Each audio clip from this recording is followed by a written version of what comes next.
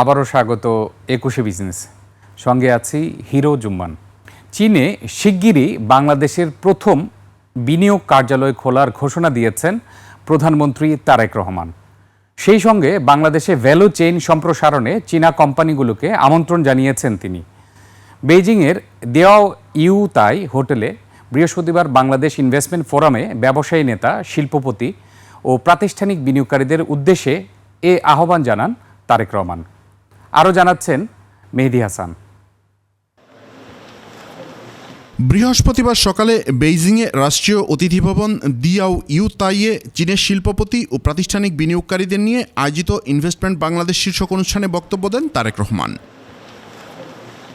চীনের সঙ্গে দ্বিপক্ষীয় বিনিয়োগ চুক্তি উন্নত করার জন্য কাজ চলছে জানিয়ে তিনি বলেন, যাতে বিনিয়োগকারীরা আরও শক্তিশালী আস্থা, সুস্পষ্ট সুরক্ষা এবং বিনিয়োগের জন্য একটি আরও আধুনিক কাঠামো পেতে পারেন। চীনা বিনিয়োগকারীদের জন্য আরও যেসব সুবিধা দেওয়া হচ্ছে তাও তুলে ধরেন তিনি।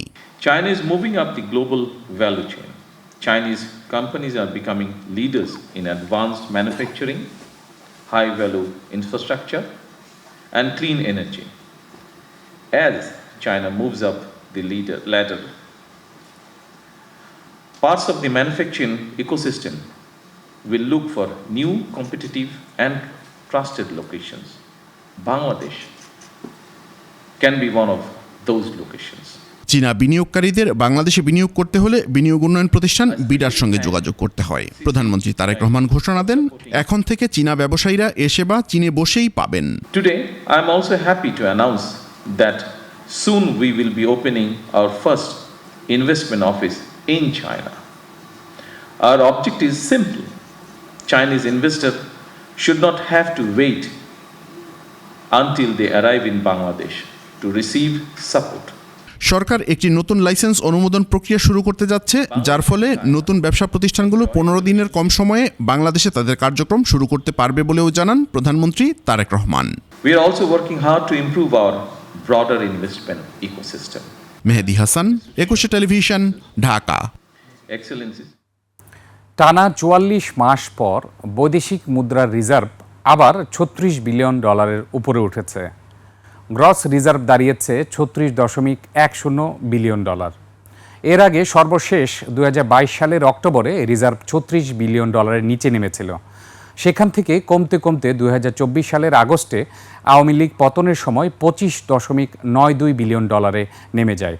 গ্রস রিজার্ভের পাশাপাশি আন্তর্জাতিক মুদ্রা তহবিল IMF-এর হিসাব পদ্ধতি BPM-6 অনুযায়ী রিজার্ভ দাঁড়িয়েছে $31.55 বিলিয়ন। চলতি বছরের 19 জানুয়ারি প্রথমবারের মতো BPM-6 অনুযায়ী রিজার্ভ $30 বিলিয়ন মাইলফলক ছাড়িয়েছিল। গত 14 জুন এশীয় উন্নয়ন ব্যাংক ADB-র $100 কোটি ঋণ রিজার্ভে যোগ হওয়ার পর BPM-6 অনুযায়ী রিজার্ভ 31 বিলিয়নের ঘর ছাড়ায়। এছাড়া প্রবাসীদের রেমিটেন্সও রিজার্ভ বৃদ্ধিতে বড় ভূমিকা রাখছে। IMF-এর ঋণের শর্ত মেনে 2023 সালে জুন থেকে BPM-6 অনুযায়ী রিজার্ভের হিসাব প্রকাশ করছে কেন্দ্রীয় ব্যাংক। এই হিসেবে ওই সময় রিজার্ভ ছিল $24.75 বিলিয়ন।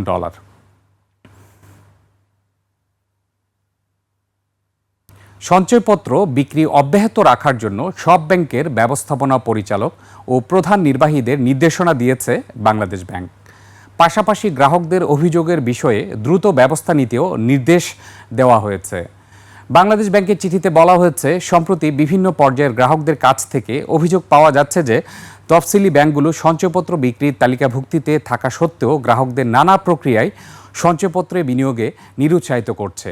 চিঠিতে আরও বলা হয়, সঞ্চয়পত্র রুলস 1977-এর অনুচ্ছেদ নম্বর 3-এর নির্দেশনা মোতাবেক সঞ্চয়পত্রে ইস্যু অফিস হিসেবে বিনিয়োগকারীদের কাছে সঞ্চয়পত্র বিক্রিতে সর্বাত্মক সহযোগিতা প্রদান এবং সেবার মান নিশ্চিত করতে নির্দেশনা দেওয়া হলো।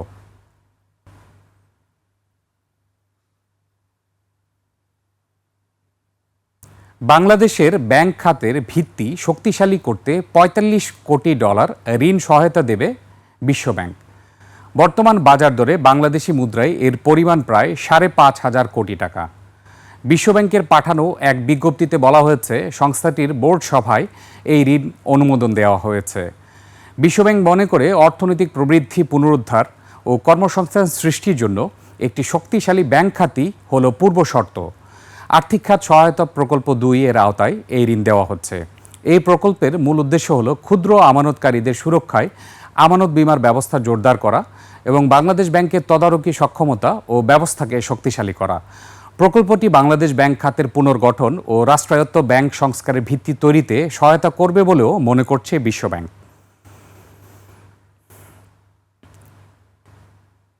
দেশের বাজারে ফের সোনার দাম কমেছে। এবার ভরিতে কমেছে ২,২১৬ টাকা। নতুন দাম অনুযায়ী ভ্যাট সহ ২২ ক্যারেটের প্রতি ভরি সোনার গহনার দাম পড়বে ২,২৩,০৭৪ টাকা। ২১ ক্যারেটের প্রতি ভরি সোনার দাম ২,১৩,০৪৩ টাকা।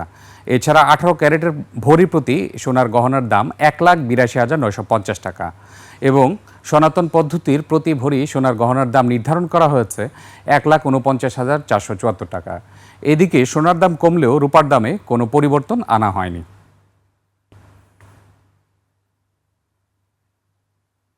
এবার এশিয়ার প্রধান শেয়ার বাজারের খবর। সূচকের মিশ্র প্রবণতা দেখা যাচ্ছে এশিয়ার বেশিরভাগ পুঁজিবাজারে।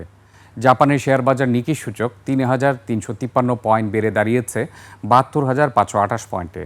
কমেছে হংকংয়ের শেয়ার বাজার হ্যাংসেংয়ের সূচক ৩৮৭ পয়েন্ট কমে অবস্থান করছে ২৩,০২৪ পয়েন্টে। বেড়েছে সিঙ্গাপুরের এসটিআই সূচক, এটি ৮ পয়েন্ট কমে অবস্থান করছে ৫,২২৪ পয়েন্টে। চীনের শেয়ার বাজার সাংহাই কম্পোজিট ইন্ডেক্স অবস্থান করছে ৪,১১৮ পয়েন্টে, যা আগের দিনের চেয়ে ৭ পয়েন্ট বেশি।